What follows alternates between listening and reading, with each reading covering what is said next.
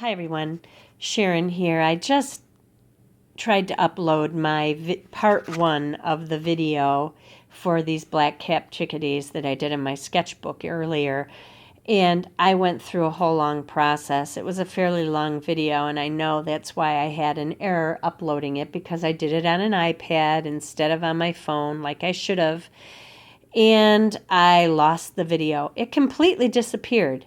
So that's heads up to anyone who tries to use an iPad for their videos. Doing that is just nothing but a mess. It has to be under 14 minutes and 55 seconds in order for it to go through. And if you go 1 second over, it won't work.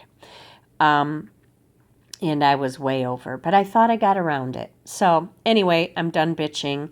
But I'm just going to briefly tell you, my part 2 of the video is up, but I'm going to briefly tell you what I did to get started here. I use a pencil. Well, first of all, I was in my hot tub this morning, and the reason I did black-capped chickadees today was because I have this birdhouse that I had bought at an art show last year. It's really cool. I love it. And I already have a birdhouse in my yard off of my deck, and I had some cute birds in there, and then after they had been done laying eggs and hatched, these sparrows came along and booted them out of the house. And I thought, well, the hole is too big. If it wasn't big enough for sparrows to get in, then they wouldn't have been able to boot them out.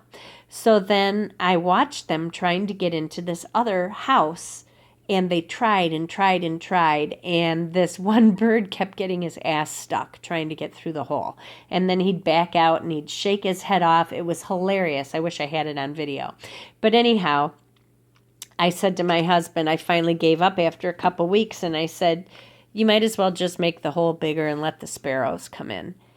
And he took it up to our cottage this weekend where his tools were, and he made the hole a little bit bigger. And I hung it up outside yesterday, and today I got in my hot tub and I turned around, and sure enough, there were black-capped chickadees going in and out, and I was like ready to squeal. I was so excited that they weren't sparrows, you know. And, you know, I love a good sparrow, but whoever brought them into our country really ruined things for the other birds, the rest of the habitat. So I started out by looking up a photo online to do these, and I wanted a pair since that's what I saw earlier. And I just took a pencil, and what I do when I draw birds is I make an egg shape with the pointier end at the tail. Then you can do a reverse triangle to bring the tail out, and then you just make your tail off of that. The head, depending on which way it's facing, you just use either a smaller egg shape or a round shape, depending on the bird. And then I go around it, and I get the shape of my bird that way, and it works every time. If I try to draw a bird without it, I always mess up. So I did that, and then I like to put these little wispy little things in with pen. I either use a fountain pen or I use one of these. This is what I use today. It's one of my favorites.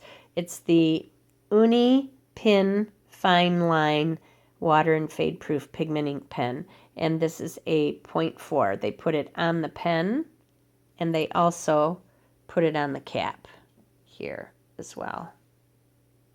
Oop, you can see it. There you go. So I used that, and I went around everything and drew it in and put some little fluffy areas in because they're really soft and fluffy underneath. Then I went around and I did the log, and I decided to paint the log using sepia, burnt sienna, and then I mixed a gray of burnt sienna and ultramarine because I ran out of Payne's gray in order to do the bark. And then there was a mossy area here, and I think I used a green golden or something. It's a color by Daniel Smith. It is... No, I used olive green. Olive Green by Daniel Smith. Excuse my mess on the floor. I moved into my living room when I got sick last week, and I've got watercolor stuff sitting on my coffee table. So anyway, I did this, and I added salt. And when I added the salt, I realized that I didn't feel I had enough pigment down. It starts to pull it up. And so I tried to lay paint down on top of it, and that usually ruins it. But I finished the video and left the salt there to dry, and I didn't want you guys to wait, so I stopped the video, and then I came back with the part 2. And I went on with the birds, and with the birds, I mixed the sepia that I had left over from here, and I used indigo in order to get a black to use on the head. Then I watered it down to get the grays for the body. I used some real pale yellow ochre to fill in under the belly here and there, and then up here, because they're kind of beige underbellied. And then I pulled some color off of the beak, and I left some white. I had a little problem with bleeding because I was trying to move too fast, thinking I was crushed for time on my video, and I messed up some areas. But afterward, I went back in with my black ink pen, and I went around and fixed up some areas that I thought were a little messed up. And then my pen slipped, and I got a bunch of ink right there. And then when I came back in, you'll see on part 2 what I did to the log to get it to look like this. But there is something with black-capped chickadees that they have a white area around the eye, and I said I was going to come back in with this white pen, if I can get it to, there it goes. Kind of goes around the eye like that. I think I went around too close, though. That's a little bit too much. I should have left it alone. I might go back with some black and make it narrower. I can do it with that other pen. But anyway, they do have a white line that goes around their eyes. It's very narrow. And this is too thick, so I'm just going to go like this. Sorry. I have the cap in my mouth. There, that helps. I'm sorry, you couldn't see that.